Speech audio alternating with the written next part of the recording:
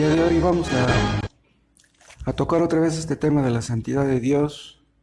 Hace algunos años lo tocamos.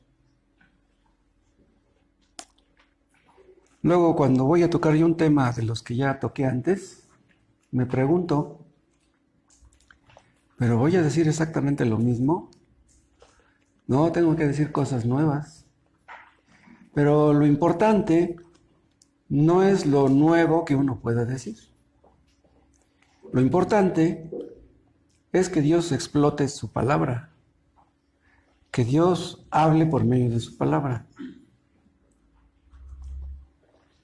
Ustedes saben que a veces está uno leyendo un texto que había uno leído ya muchas veces, pero de repente, ¡pum!, encontramos en el texto algo que antes nunca habíamos encontrado.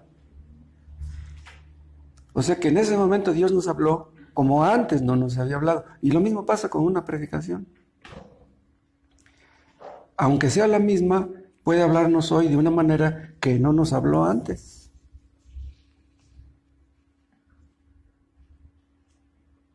Vamos a ver en Levítico, en el capítulo 10.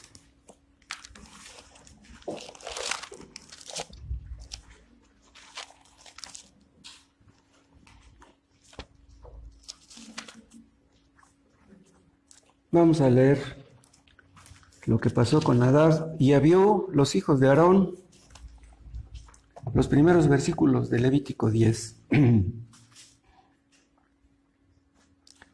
Nadab y Abiú, hijos de Aarón, tomaron cada uno su incensario y pusieron en ellos fuego, sobre el cual pusieron incienso, y ofrecieron delante de Jehová fuego extraño que él nunca les mandó. Salió fuego de delante de Jehová y los quemó, y murieron delante de Jehová. Estos hijos de Aarón habían sido ordenados, eran sacerdotes. O sea, no eran advenedizos, no eran personas que estuvieran ahí ocupando un lugar que no les correspondía. Ellos estaban en su lugar, pero aquí cometieron un error primero porque los dos se metieron a quemar el incienso. El que debía de quemar el incienso era nada más uno, pero aquí se metieron los dos. Dicen algunos comentaristas que posiblemente, como estaban de fiesta, se habían tomado un poco de vino y se les pasó, estaban muy contentos y estarían platicando, pues vamos a quemar el incienso, pues órale. Se animaron el uno al otro, pero cometieron ese error, que no debían entrar los dos. Ese fue un error. Y otro, que ofrecieron delante de Jehová fuego extraño que él nunca les mandó. El fuego para el incienso que ellos tenían que haber quemado tenía que ser tomado del altar de bronce. Y dicen los comentaristas que tal vez lo tomaron de otro lugar, de un lugar donde había un fuego común. Entonces, como Dios no dio esas órdenes, Dios se enojó con ellos y salió fuego de delante de Jehová y los quemó. Pero en el original hebreo no dice que los quemó. En el original hebreo dice los devoró. Tal vez no se quemaron literalmente porque en el versículo 5 dice, y ellos se acercaron, los primos de Nadab y Abiú, y los sacaron con sus túnicas fuera del campamento y ya estaban muertos. Pero si los sacaron con sus túnicas, quiere decir que sus túnicas no se quemaron. Entonces, si no se quemaron sus túnicas, pues no se quemarían ellos. ¿Quién sabe cómo estuvo eso? Lo importante es que ellos murieron por su temeridad. La palabra temeridad es algo parecido a una osadía, un atrevimiento. Sabían que no tenían que haber hecho eso, pero lo hicieron. Y Dios se enojó con ellos y los mató. Les acabo de decir que Dios nos habla a través de su palabra. Yo oraba en estos días y le decía a Dios que bendijera su palabra. Yo supongo que la mayoría de ustedes cuando vienen aquí hacen lo mismo, que le piden a Dios que bendiga su palabra. Lo que salva no es la palabra del predicador. Lo que salva en sí no es la predicación. Es Dios el que salva. Y si Él no salva, todo es en vano. Una persona puede estar escuchando predicaciones por años sin que sea salva. Entonces, bien, Dios no explotó su palabra en esa persona. Así como estos fueron quemados, tal vez algunos sientan la iluminación tan intensa que sienten como que se queman. La palabra de Dios, cuando es aplicada a la conciencia, nos hace sentir mal. Eso les decía yo a los hermanos de San Mateo Atenco hoy. A través de la predicación, a través de la lectura de la palabra, a través de nuestra pareja, a través de una necesidad, una enfermedad, etc., Dios nos muestra nuestro pecado. Siempre es así. Siempre quiere Dios eso. Dios nunca anda buscando en nosotros algo bueno, algo positivo, para mostrárnoslo, para que podamos progresar espiritualmente. No. Nadie progresa espiritualmente así. Progresamos espiritualmente sintiéndonos mal. Y Dios hace que nos sintamos mal. Nadab vio. Obviamente no se sintieron mal en ese momento y por eso hicieron lo que no deberían de haber hecho. Cuando ustedes vengan, pídanle a Dios que los ilumine a ustedes para que la palabra les ayude a ustedes y que me ilumine a mí, pues para que la palabra me ayude también a mí. Comparen lo que les estoy diciendo con lo que dice el Salmo 68.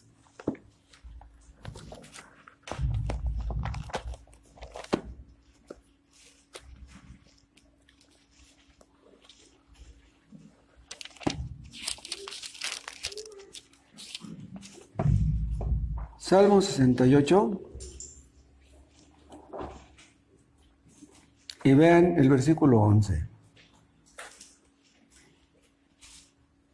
Dice, el Señor daba palabra, y después dice, había grande multitud de las que llevaban buenas nuevas. O sea que llevaban el mensaje a otras personas.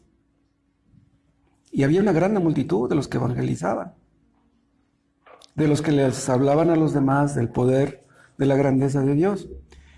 Pero ¿por qué esta multitud hacía esto? No eran pocos, dice grande multitud. ¿Por qué? Porque el Señor daba palabra. Vean, si el Señor da palabra, habrá gente que evangelice. O sea, no solamente habrá gente salva, habrá gente que evangelice. El asunto es que Dios dé su palabra. La palabra del predicador, pues ¿eso qué? Lo que importa es que Dios nos hable.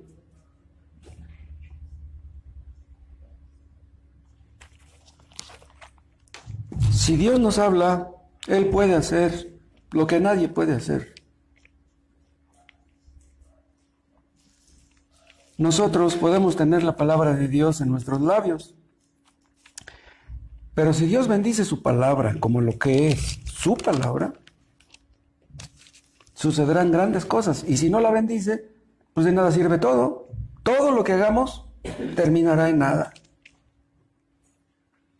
El poder es de Dios, no es del predicador. Y vean, en el mismo contexto que está diciendo el rey David estas palabras, vean lo que dice en el versículo 33, 68-33. Al que cabalga sobre los cielos de los cielos, que son desde la antigüedad, he aquí dará su voz, poderosa voz, vean. No es la voz del predicador, la poderosa voz es la de Dios. Y es así, cuando Dios da su voz, que somos fortalecidos, que somos santificados. Vean lo que dice el 35. Temible eres, oh Dios, desde tus santuarios. El Dios de Israel, Él da fuerza y vigor a su pueblo. Esto tenemos que entenderlo como en sentido espiritual. Si Dios da su palabra, seremos fortalecidos espiritualmente. Hay veces que caemos en la rutina, en la monotonía. Leer todos los días, orar todos los días, venir al culto todos los domingos, todos los miércoles. Y yo les hablaba hace 8 días del texto donde Dios dice, de mí te cansaste, oh Israel. O sea, podemos llegar a sentirnos cansados de esa rutina. Entonces necesitamos ser reanimados. ¿Y cómo lo seremos? Pues con el poder de Dios. El poder de Dios nos capacita no solamente para orar, sino para perseverar en orar, para no desanimarnos, para nunca bajar la guardia. Siempre estamos en peligro. En una ocasión, el apóstol Pablo le dijo a Timoteo, predica la palabra. ¿Se acuerdan de ese texto? Dice, predica la palabra. Pero vean, no le dijo predica. No, le dijo, predica la palabra. Porque pues predicadores sabemos muchos. En este momento, ¿cuántos predicadores están predicando en todo México y en todo el mundo? El asunto es que se predique la palabra, que Dios envíe su palabra. La simple lectura de su palabra puede ablandar el corazón más duro. La palabra de Dios es como el martillo que quiebra, que quebranta la roca, que la rompe. La palabra y la palabra y la palabra. Por eso decía Dios en el Antiguo Testamento, háblales a tus hijos la palabra. Porque cuando nuestros hijos escuchan la palabra hace lo que nosotros no podemos hacer. No son los regaños, no son las amenazas, es la palabra. Háblales la palabra. Si a Dios le place bendecir su palabra. Sí, porque el hecho de que les hablemos a nuestros hijos la palabra tampoco garantiza que van a ser salvos. Pero si van a ser salvos, serán por la palabra. ¿Se acuerdan que en una ocasión yo les comentaba que cuando se ponía a leer su sermón Jonathan Edwards, a la luz de una vela, estaba leyendo? A mí no me gusta eso, estar leyendo lo que estoy diciendo, porque como que me distrae, me atrapa y como que pierdo la relación de lo que estoy leyendo con los que me están escuchando. ¿Me entienden? No me parece correcto estar leyendo lo que está uno predicando. Pero Jonathan Edwards leía y al estar leyendo la gente estaba llorando. ¿Pero cómo es eso? La gente no estaba picando cebolla en ese momento, estaba escuchando la lectura. ¿Sí? No cabe duda que es el poder de Dios. ¿Quién puede hacer eso? Esto que estamos leyendo de Nadab y Abiú ocurrió 1450 años antes de Cristo. Pero es tan relevante hoy como lo fue en aquel tiempo. Lo que acabamos de leer parece dar a entender que Dios es muy duro o hasta cruel, podríamos pensar. Pero estos jóvenes, vean, hicieron algo que sabían que no tenían que hacer. Lo que hicieron fue falta de respeto, falta de reverencia, fue desobediencia, rebeldía en un sentido. Ellos conocían las indicaciones, porque los sacerdotes recibían indicaciones cuando eran ordenados, qué es lo que se tenía que hacer y qué no. ¿Cómo se sentiría Aarón, su padre, al ver ahí a sus hijos muertos? Pudo haberle dicho a Dios, Señor, ¿por qué eres así? ¿Por qué me pagas así? Si tú me escogiste a mí y los escogiste a ellos para ser sacerdotes, ¿por qué les quitaste la vida? ¿Por qué no les diste otra oportunidad? Les hubieras dicho, está mal lo que están haciendo, muchachos. No, ¡bum! Cayeron fulminados ahí.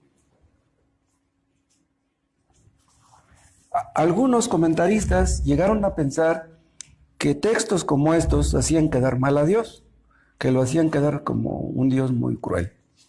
Entonces trataban de cambiar las cosas para que no dijeran lo que dicen. Por ejemplo, dicen que Nadab y Abiú murieron porque de repente se dieron cuenta que lo que estaban haciendo estaba mal y del miedo que les dio, ¡pum!, les dio un infarto y se murieron. Pero eso no puede ser, porque dice aquí que salió fuego de delante de Jehová y los quemó. Entonces el que los mató fue Dios, nada de infarto. Aarón se debe haber sentido muy mal. Y tal vez tuvo la tentación de renegar o de quejarse o de decir algo. Pero vean lo que le dice en el versículo 3, Moisés, ya después de que mueren Nadab y Abiú. Entonces, ya después de muertos los muchachos, Dijo Moisés a Aarón: esto es lo que habló Jehová diciendo: en los que a mí se acercan, me santificaré, y en presencia de todo el pueblo seré glorificado. Y Aarón cayó. Vean lo que le está diciendo Moisés. Ellos conocían las indicaciones, las instrucciones. Ellos, como sacerdotes que eran, tenían que santificar a Dios. ¿Cómo santificamos a Dios? Viviendo una vida santa. Le damos a entender a los demás que Dios es santo cuando nosotros vivimos una vida santa. Y los sacerdotes tenían más responsabilidad, porque conocían más las Escrituras y porque estaban comprometidos y dedicados. Es lo que pasa con los pastores. Los pastores tenemos más responsabilidad que la gente porque tenemos más tiempo para leer, más tiempo para orar. Tenemos más conocimientos, se supone. Entonces, Dios nos va a llamar a cuentas más a nosotros. Hay creyentes que tal vez entre semana tienen poco tiempo para leer, poco tiempo para orar. Bueno, pues Dios comprende cómo son las cosas, ¿no? Si tienes mucha familia que mantener y muchos hijos que cuidar, bueno, pues Dios te comprenderá, no puedes hacer una oración muy larga, porque pues tus hijos necesitan de tu atención. Pero estos hombres no santificaron a Dios. Hicieron quedar mal a Dios. Dios le dice por medio de Moisés a Aarón: en mis allegados me santificaré. ¿Quiénes son los allegados? Los que se acercan a Dios. Los que tienen privilegios como los que predicamos. Entonces, la gente tiene que ver en nosotros que reflejamos la santidad de Dios, pero obviamente esto no se aplica solamente a los sacerdotes, a los pastores. Esto se aplica a todo el pueblo de Dios. Todos los cristianos debiéramos reflejar la santidad de Dios, la imagen de Dios. Dios quiere ser reconocido como santo. Dios no es cómplice de pecadores, por eso los fulminó a estos muchachos. No es cómplice de pecados ni tampoco de pecadores. Muchas personas creen en el fondo que Dios no es santo. Bueno, primero que no existe. Pero si existe, no creen que sea santo. Muchos creen que Dios comete errores, que las injusticias que ocurren en el mundo son porque Dios tiene la culpa. Si Dios todo lo puede, si Dios todo lo ve, si Dios todo lo sabe, ¿por qué permite que haya guerras? ¿Por qué permite que haya hambres? ¿Por qué permite que haya crímenes, impunidad, etcétera? Entonces dicen, si Dios existe, debe ser un Dios malo, un Dios cruel. Pero Dios quiere ser reconocido como santo. Entonces, si nosotros que decimos ser cristianos somos desobedientes, no hacemos la voluntad de Dios, entonces damos a entenderles a los demás que Dios no es santo. Si tú creyeras que Dios es santo, pues tú vivirías apartado del pecado. Pero como no vives apartado del pecado, entonces no te atrevas a pensar que Dios es santo. Seríamos malos representantes. Si nosotros queremos que los que nos rodean sepan que Dios es santo, pues deben ver la santidad de Dios reflejada en nosotros. La santidad es un atributo comunicable. Deben ver los demás que nos apartamos del pecado. Eso significa ser santo, apartado del pecado. Ser santo no es como dice la Iglesia Católica, que un santo hace milagros. Nosotros no hacemos ningún milagro, pero si nos apartamos del pecado, somos santos. Acuérdense ustedes que Cristo acusó a los judíos de su tiempo de ser hipócritas. Ustedes hablan de un Dios santo. Supuestamente creen que Dios es santo. Acuérdense que los que transcribían las escrituras, ¿sí?, al idioma de aquel tiempo, cuando tenían que escribir la palabra Jehová, o que veían en el texto la palabra Jehová, no la transcribían así, porque decían que el nombre de Jehová es muy santo. Entonces ellos decían, yo no puedo tomar en mis labios esa palabra tan santa, ni tampoco con mis manos escribirla. Entonces ponían una palabra que era ligeramente inferior según ellos. En lugar de poner la palabra Jehová, ponían la palabra Curios. La palabra Adonai, perdón. La palabra Adonai. La palabra Adonai quiere decir el Señor. Esa palabra Adonai no quiere decir Jehová. Ya después esa palabra en el griego se tradujo como Curios. Curios y Adonai significan lo mismo, el Señor. Entonces ellos no pronunciaban la palabra Jehová porque decían que era una palabra muy santa. Pero Cristo les dijo, ustedes de labios me honran, supuestamente dicen que soy santo, pero miren. Y por eso mataron a Cristo, porque les decía que eran unos hipócritas. Eso que les dijo Cristo a los fariseos, ustedes de labios me honran, pero su corazón lejos está de mí, nosotros pudiéramos ser culpables de algo parecido. Si somos desobedientes, si somos rebeldes, ¿cómo nos ponemos a evangelizar? Si andas en adulterios, en borracheras, en tranzas, ¿cómo te pones a evangelizar? Si la gente sabe de qué pie cojeas, pues entonces se va a burlar de Dios y se va a burlar de ti en el fondo. Los católicos rezan el Padre Nuestro y dicen en una parte, santificado sea tu nombre. Pero no entienden lo que significa esa frase. ¿Qué significa cuando se le dice a Dios, santificado sea tu nombre? Que tú seas reconocido como santo. Que tu nombre sea tenido como santo. Que sepa la gente, que entienda la gente que tú eres un Dios santo, que odia el pecado y que castiga el pecado. Pero si decimos, santificado sea tu nombre, pero no lo santificamos en nuestras vidas, en nuestras conductas, entonces estamos honrando a Dios de labios como lo hacían aquellos judíos. Entonces, todos los que dicen, santificado sea tu nombre, sin santificarlo en sus corazones, ni saben lo que dicen, ni lo entienden, y están pecando. Su ignorancia no les excusa. Dios quiere que todos sepan que Dios es santo. Si ustedes se preguntan, ¿cómo le van a hablar a un pariente, algún vecino, algún enfermo que van a visitar? Este es un buen tema. Háblenles de la santidad de Dios.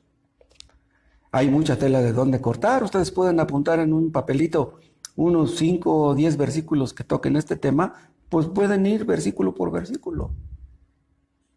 Dios quiere ser reconocido como santo. Los hombres pueden simplemente por el temor, por entender que Dios es santo, como que como si se apartaran del pecado. Incluso hay un texto en Job que habla acerca de eso, que muchos por el temor del diablo hacen como que se apartan del pecado. No tienen temor de Dios, por el temor del diablo muchos se apartan del pecado. Es increíble. Es lo que pasa con los testigos de Jehová. Los testigos de Jehová tienen temor del diablo. Ellos no le tienen temor a Dios.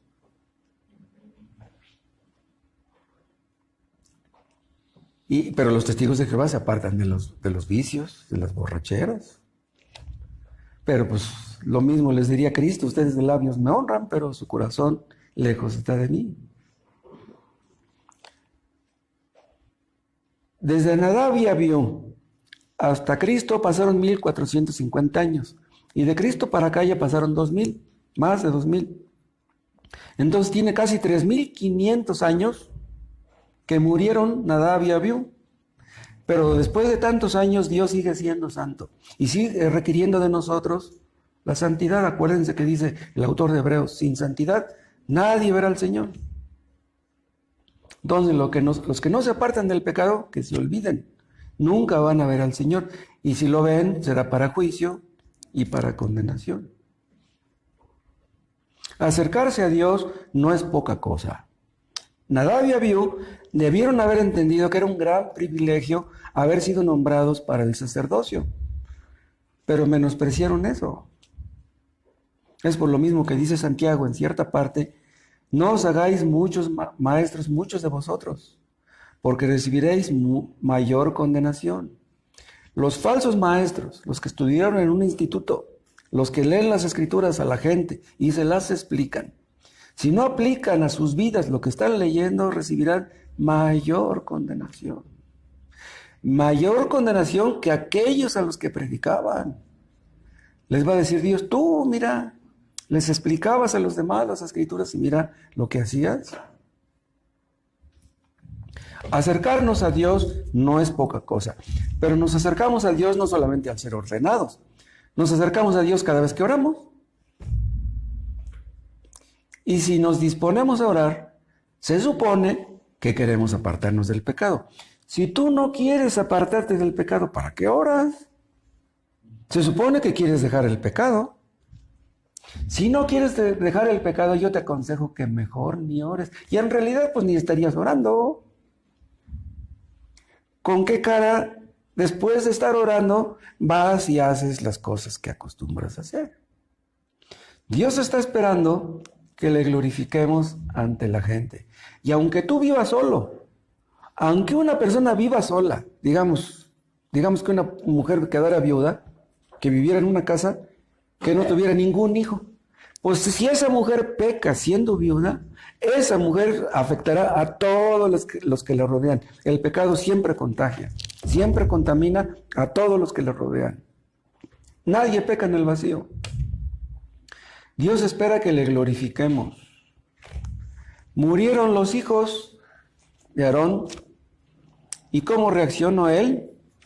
Vean cómo dice, vean otra vez el 3. Entonces dijo Moisés a Aarón, esto es lo que habló Jehová diciendo, en los que a mí se acercan me santificaré, y en presencia de todo el pueblo seré glorificado. Y Aarón cayó. ¿Qué podía hacer? Ni modo de pelear con Dios. Si hubiera puesto alguna objeción, hubiera equivalido a pelear con Dios. Dios ordenó que los cuerpos de los muchachos muertos fueran sacados de ahí. Dice el 4. Y llamó Moisés a Misael y a Elzafán, hijos de Uziel, tío de Aarón, y les dijo, acercaos y sacad a vuestros hermanos de delante del santuario, fuera del campamento.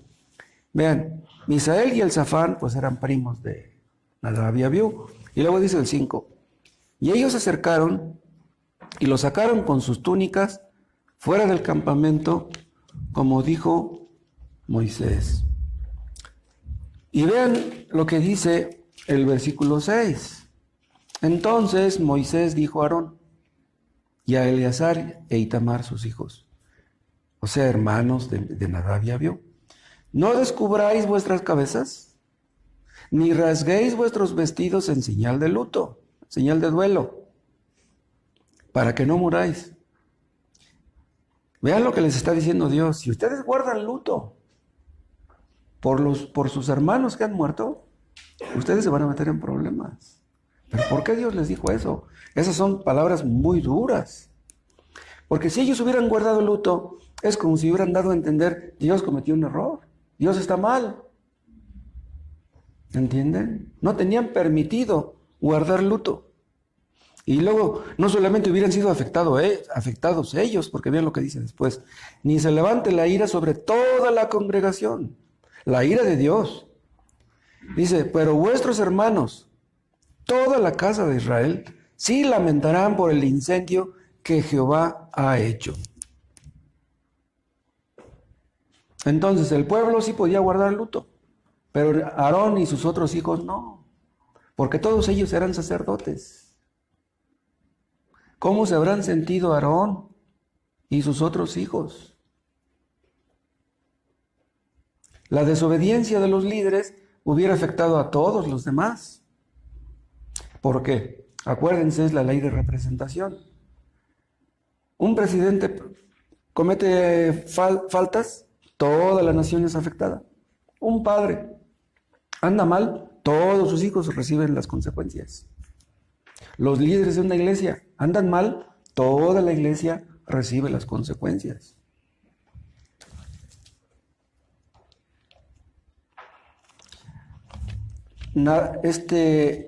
Aarón y sus otros hijos podían guardar luto, pero en su corazón, no algo visible que todos pudieran ver que ellos estaban de luto.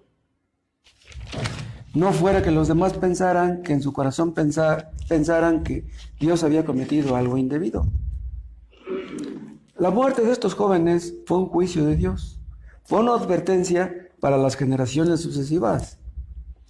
Con el sacerdocio no se juega. Todos los que son llamados por Dios para servirle deben de representar dignamente a Dios, a un Dios santo. Es lo mismo que pasó con Usa. ¿Se acuerdan ustedes? Vean en 2 Samuel, en el capítulo 6.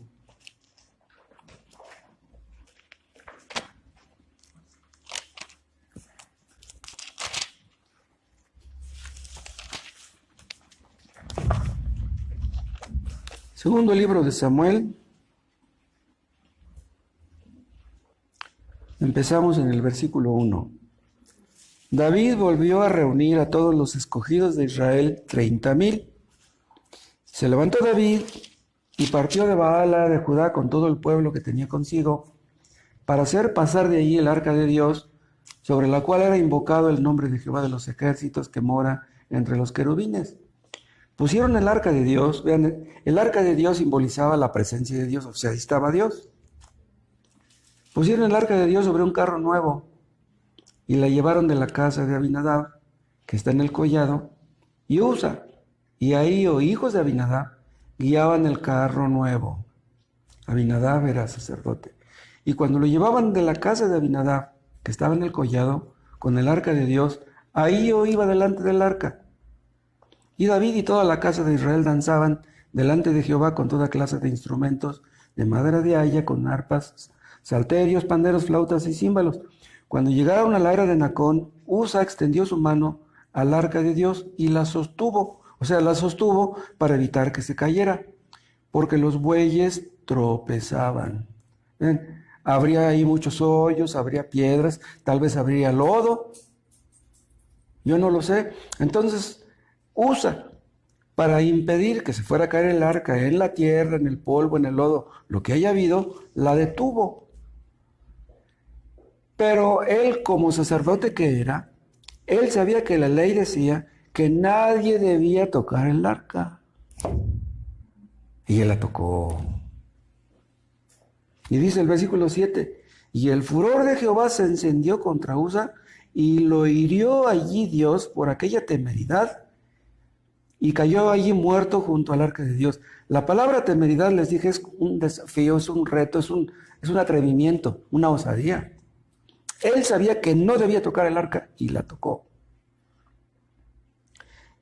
Si se hubiera caído al lodo, se hubiera ensuciado del lodo. Si se hubiera caído en el polvo, se hubiera llenado de polvo. Pero la ley no hablaba ni del lodo ni del polvo. La ley hablaba de que las manos humanas no deberían de tocarla. Porque Dios es tan santo que no permitía eso. Pero vean, no fue ignorancia, fue una temeridad. Así la llama Dios. Y cayó allí muerto junto al arca de Dios. Esto fue igual que lo que acabamos de ver con Nadab y Abiú. Usa tenía que haber sabido que el arca debía ser llevada cuando era bajada de ahí, de donde estuviera. El arca tenía 4 aros, un aro en cada esquina. ¿Sí? Era cuadrada. Entonces, en esos aros se metían unas varas metálicas de madera y 4 personas se encargaban de llevarla. Pero metían las varas, nadie podía tocar el arca. Pero Usa, pues no tendría ahí cerca ninguna de esas varas, y se atrevió a tocarla, y vean lo que sucedió. Dios le quitó la vida. Dice Jonathan Edwards que el pecado de Usa fue la arrogancia. La palabra Usa, según el hebreo, quiere decir fuerza. Entonces parece ser que él hizo gala de su fuerza, de su confianza en sí mismo, o sea, creía ser fuerte. O sea, los demás sacerdotes no pueden tocar el arca, pero a lo mejor yo sí, pues yo soy de los consentidos. Pero vean, Dios, como no tiene consentidos, le quitó la vida. En el Antiguo Testamento había 25 penas capitales, o sea, 25 penas capitales por diferentes clases de delitos, de pecados. Tenía que morir el hijo contumaz y rebelde, el hijo glotón y borracho, el adúltero, el incestuoso, el el que mentía, el que defraudaba, el que extorsionaba, el que no guardaba el sábado, el blasfemo también. Los adúlteros, las adúlteras tenían que morir. En el Nuevo Testamento, el único caso que podemos ver de cómo Dios fulmina así a unas personas son en el caso de Ananías y Zafira. ¿Se acuerdan ustedes que murieron y pum, ahí cayeron muertos? Pero ¿por qué en el Antiguo Testamento vemos 25 casos? Y en el Nuevo Testamento nada más uno. Quiere decir que el Dios del Antiguo Testamento era muy duro, pero ahora se volvió muy blando. ¿Se acuerdan que les conté que en Maryland, en Estados Unidos, hace muchos años, un camionero fue detenido por un problema de tránsito? Y cuando lo multaron los policías, maldijo, blasfemó a Dios. Pero Maryland es un estado que de los que tenían muchos conocimientos de la palabra de Dios. Y ahí había una ley que le impuso $100 por su problema de tránsito y 30 días de cárcel. Pero por la blasfemia, había una ley que prohibía la blasfemia. Y por ese pecado lo castigaron con otros $100 y con otros 30 días de cárcel. En total, $200 y 60 días de cárcel. Pero la prensa reaccionó molesta porque dijeron que no deberían de mezclarse las cosas de Dios con las leyes civiles, o sea, lo que es la separación iglesia-estado. Pero aquel camionero debió de haber dado gracias a Dios de que ese delito lo cometió en Maryland y no en Israel, porque si eso lo hubiera cometido en Israel, ahí lo hubieran matado. ¿Sí? Decían los reporteros, dice, pero solo blasfemó a Dios. Pero ¿qué tanto será blasfemar a Dios? ¡Wow! ¿Se acuerdan ustedes que Dios dice que no debemos nombrar el nombre de Dios en vano? Vean, ese es un mandamiento. Decir el nombre de Dios en vano es tan pecado como mentir, como robar. ¿Sí? Los católicos usan el nombre de Dios en vano porque no creen que Dios es santo. Por ejemplo, ven que un carro enfrena y se va patinando el carro, dice la señora católica, Jesús, María y José. Eso es nombrar el nombre de Dios en vano. Eso no está bien. Si tú vas a mencionar el nombre de Dios, debes hacerlo con un propósito. Dios mío. Nada más por decir Dios mío, no está bien eso. Si tú vas a hablarle a Dios, háblale. Dirígete a Él y dile lo que le tengas que decir, pero no digas esa palabra nada más porque quieres decirla. Eso es blasfemar a Dios. Usar el nombre de Dios en vano es lo mismo que una blasfemia.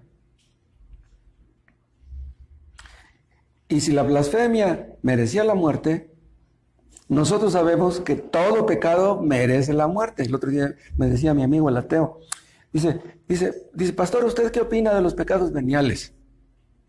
Le digo, ¿tú sabes lo que significa la palabra venial?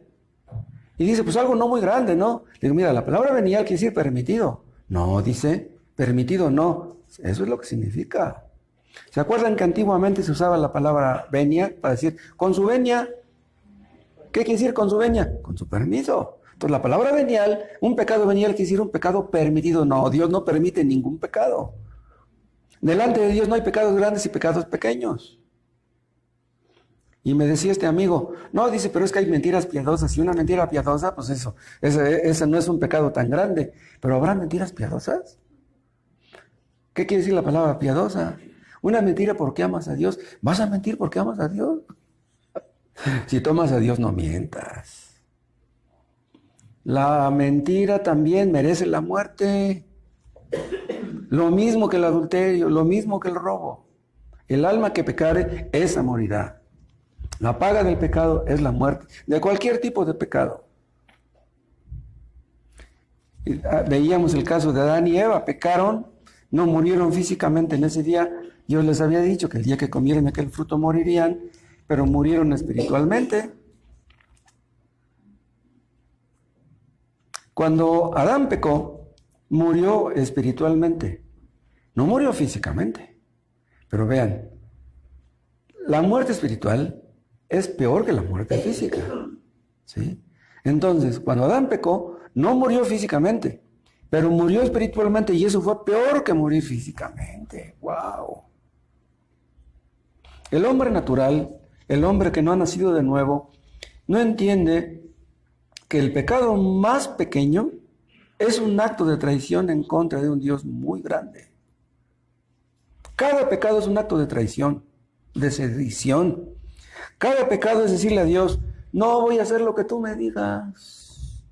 Pues eso dirás tú, eso dirán los predicadores, eso dirá tu palabra, pero yo no lo voy a hacer.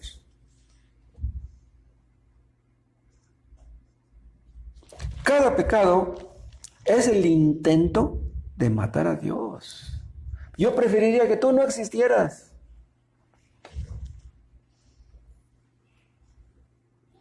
Los israelitas, a través de la historia, tenían prosperidad por un tiempo cuando eran obedientes.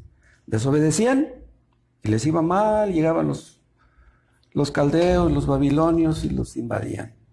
Los de Moab, los filisteos y todos los vecinos. Ya después se arrepentían, le pedían perdón a Dios y a Dios los prosperaba de nuevo. Pero siempre volvían a lo mismo. ¿Saben qué significa eso? Que ellos entendían que Dios era bueno, entonces tomaban la bondad de Dios, la gracia de Dios en vano. Pues ¿qué tiene? Al fin que Dios me perdona. Al fin que Dios es mi cuate. Así me dijo un día un amigo de los adventistas del séptimo día. Dice, si acaso hay infierno, dice, no creo que me mande allí, dice, pues Dios es mi cuate. Así me dijo. ¿Se acuerdan de que Lucas habla en cierta parte de que Pilato mezcló la sangre de algunos judíos con la sangre de sus sacrificios?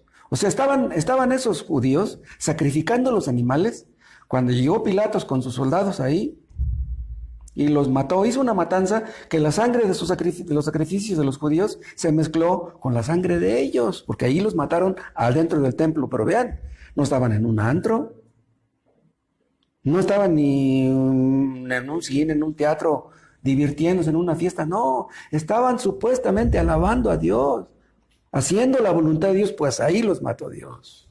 O aquellos otros sobre los cuales cayó una torre en Siloé que mató a 18. ¿Dónde estaba Dios cuando aquella torre cayó sobre ellos? ¿En dónde estaba? ¿En dónde estaba Dios cuando el tsunami del 2004 mató a 400,000? ¿Saben en dónde estaba? Estaba en su trono. Dios siempre ha estado en su trono. Dios no duerme, Dios no descansa, Dios controla todo lo que acontece. Dirán algunos, ¿por qué permiten que tantos y tantos mueran por el COVID en este mundo? ¿En dónde está Dios? ¿Por qué no evita la muerte? No, Dios está detrás del COVID. Si a fin de cuentas supongamos que murieran 5 millones de personas, 10 millones en el mundo por el COVID, es porque Dios quiso. ¿Cuántos son los que merecemos la muerte en el mundo? ¿10 millones? No, hombre. Todos somos los que merecemos la muerte. Pero van a morir los que Dios quiera que mueran. Dios tiene todo bajo control. Decían aquellos, ¿por qué aquella torre mató a aquellos 18? ¿Saben qué es lo que debieron de haber dicho? ¿Por qué la torre mató a aquellos 18? Y a mí no. ¿Por qué el COVID ha matado a muchos? Y a mí no. Esa es la pregunta correcta. Si nosotros no hemos muerto por el COVID, ¿es porque somos mejores que los que murieron? No. Créanme que no. La gente da por sentada la gracia cuando en realidad nadie la merece. Dios no está obligado a darle su gracia a nadie, ni la gracia común ni la salvadora. Cuando una persona se pregunta, ¿por qué Dios me salvó a mí? Cuando una persona se hace esa pregunta, es que ya le cayó el 20. ¿Entienden ustedes por qué Dios los salvó a ustedes? ¿Quién puede entender eso? Un pastor dirá acaso, pues es que Dios me salvó a mí porque pues yo soy pastor. No, nadie merece la vida eterna. Cuando entendemos que somos salvados por la pura misericordia de Dios, aunque merecíamos el infierno, es que ya entendimos un poco. Supuestamente nosotros decimos creer en la salvación por gracia. Decimos creer en la justificación por la fe. Pero ¿saben qué? Tenemos un arminiano dentro. Todos en el fondo creemos que merecemos la salvación, que somos mejores que los demás. Nadie es mejor que nadie en este mundo.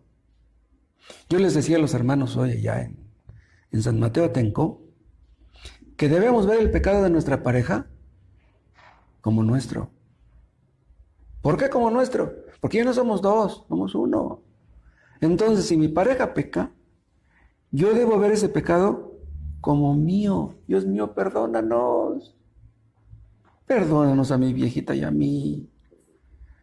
Porque ni modo de que yo le diga a Dios, perdónala a ella, es bien malvada, yo soy buenito. No, perdónanos a los dos.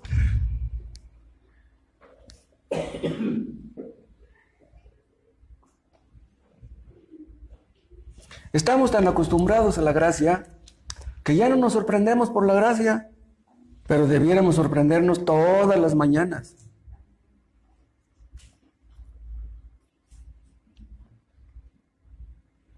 Debemos entender que la esencia de la gracia, el significado de la palabra gracia, pues es que no es obligatoria.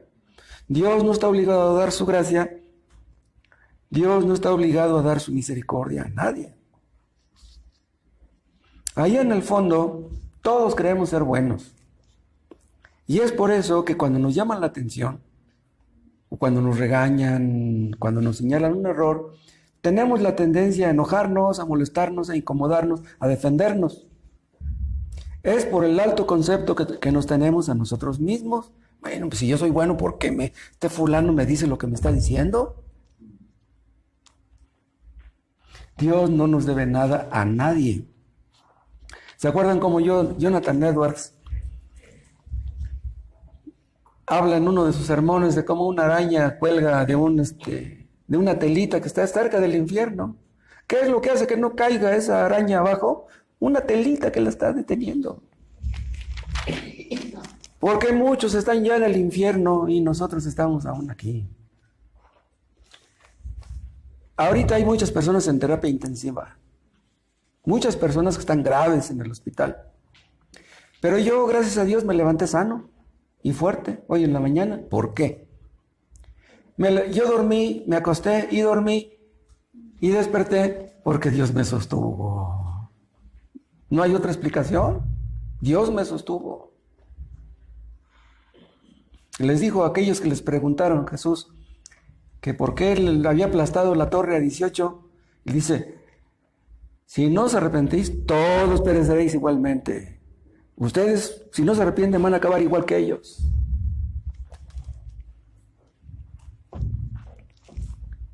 Vamos a suponer, por ejemplo, que yo me muriera y que Dios me dijera, Moisés, ven acá. ¿Sabes qué? Mira, aquí tengo una lista de acusaciones en contra tuya. ¿Qué le voy a decir yo? ¿Qué le voy a decir? ¿Le voy a decir acaso, Señor? No, pues yo prediqué en tu nombre. No, pues a mí me gustaba evangelizar. Yo regalé muchos libros, folletos, hasta Biblias regalé. ¿Cómo que me vas a mandar al infierno? ¿Le voy a echar pleito? Delante de Dios todos nos vamos a quedar mudos.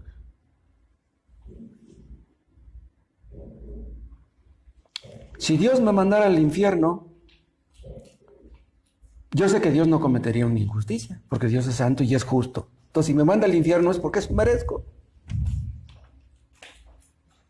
¿Cuántos pastores el día del juicio se van a quedar mudos? La única manera como podemos relacionarnos con Dios es por gracia. Los que están llenos de confianza en sí mismos, los soberbios, los autosuficientes, no pueden orar. Los orgullosos, los soberbios, le dan órdenes a Dios. Oye Dios, ¿y por qué no me ayudas? ¿Por qué no me bendices? Si ya bendijiste a fulano, ¿por qué a mí no? Si fulano de tal está ganando bien, ¿por qué yo gano tan poquito? No, tú tienes que bendecirme. Esas personas no están orando. Eso no es orar. ¿Quién puede darle órdenes a Dios? Tenemos que relacionarnos con Dios a través de la humildad y la mansedumbre. porque Dios es santo, Él es muy grande y debemos entenderlo todos nosotros. Pero lo que son las cosas, Dios es santo, pero recibe a los pecadores. Los fariseos veían a Jesús sentado con los pecadores y decían, si este fuera santo, no se sentaría con los pecadores. Pero es increíble, Cristo se sentaba con borrachos, Cristo platicaba con rameras. Dios es muy santo y muy grande, pero recibe a los pecadores. Entonces hay esperanza para todos los que estamos aquí. Somos santos, ¿saben por qué? Por la santidad de Cristo. Somos santos porque Él es santo. Somos salvos porque Él es santo. Iremos al cielo porque Él obedeció, no porque nosotros obedezcamos. Ahora, los teólogos hablan de obediencia activa y obediencia pasiva de Cristo. La obediencia activa significa que Cristo nunca pecó. Cristo obedeció la ley ceremonial, la ley civil, la ley moral, toda la ley. Cada aspecto de la ley se cumplió en Él, en su obediencia y en su muerte. Somos salvos porque Él obedeció, no porque obedezcamos nosotros. Y su obediencia pasiva es cuando Él murió en la cruz y no se defendió. Las acusaciones que había en contra de Él eran injustas, eran falsas. Pudo haberse defendido, pero no abrió su boca. Cristo pudo haber impedido su muerte. Pudo haber evitado su arresto e impedido su muerte, si hubiera querido, pero no lo hizo. ¿Por qué? Porque tenía que morir. Si Cristo no hubiera muerto en la cruz, no hubiéramos podido ser salvos. Somos salvos porque Él obedeció y porque Él murió, por las dos cosas. La pura obediencia no bastaba. Por ejemplo, la Iglesia Católica dice que Cristo es nuestro Redentor y que María es corredentora. Dan a entender que sí, Cristo es nuestro Redentor, pero ella nos redimió también junto con Jesús. Eso es falso. Vean, supongamos que María, la Virgen María, nunca hubiera pecado, igual que Jesús. Supongamos. ¿De qué nos hubiera servido a nosotros? Supongamos que cuando mataron a Cristo en la cruz, la hubieran matado también a ella. Que hubieran muerto 4, los 2 ladrones, Jesús y María. Ah, miren, esa es la madre de Jesús, agárrenla, también crucifíquenla, que lo hubieran crucificado. ¿De qué nos hubiera servido a nosotros? De nada. ¿Por qué? Porque la sangre que nos salva tiene un valor infinito, y es la sangre de Dios mismo. El que murió en la cruz era Dios, y María no era diosa. La Iglesia Católica ha elevado a María al rango de diosa, de que nunca pecó. Bueno, aunque hubiera sido cierto eso, que no es cierto. De todos modos no nos hubiera servido de nada. Entonces, ¿entienden por qué debemos amar a Cristo? ¿Entienden por qué debemos apartarnos de todo pecado? Porque Él es santo y quiere que seamos santos todos nosotros. Que Dios nos ayude a todos. Te damos gracias, Padre Celestial, por tu palabra. Oh Dios, gracias por la santidad de Cristo, por su obra perfecta, por su obediencia perfecta, porque Él resucitó y porque Él nos representa ya en el cielo y porque intercede por nosotros. Gracias por Él, por su sangre preciosa derramada. Oh Dios, porque un día te miraremos y alabaremos tu nombre por siempre jamás, por lo que Él hizo. Gracias, gracias por tu palabra. Haznos santos como tú, que reflejemos tu santidad más y más cada día, que seamos apartados de las vanidades de este mundo, de toda soberbia, de toda maldad. Levanta para tu gloria una iglesia santa, obediente en este lugar. En el nombre de Jesús. Amén.